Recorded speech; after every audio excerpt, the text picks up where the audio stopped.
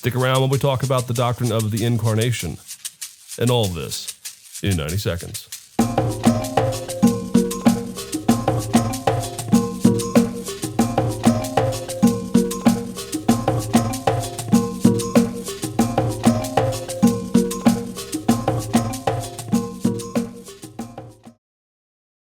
The Incarnation is one of the core doctrines of the Christian faith.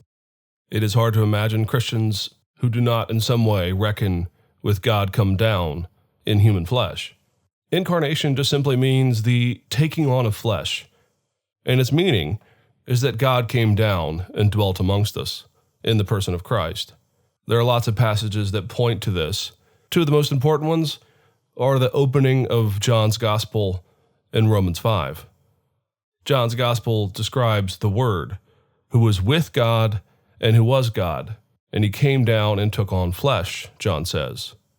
And though again there are other verses that point to the equality of the Son with the Father, and that God himself is there in the flesh, John's Gospel is obviously the clearest comment that God himself had come down.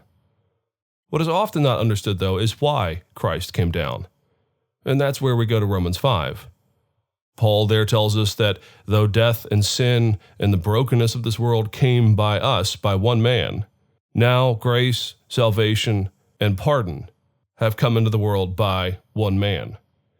You see, because the point is, it's not enough in theology to say that God did something. God is always righteous. What was needed was a covenant keeper, someone who would live the life that none of us could, and who on the cross could take the covenant curse that all of us deserve.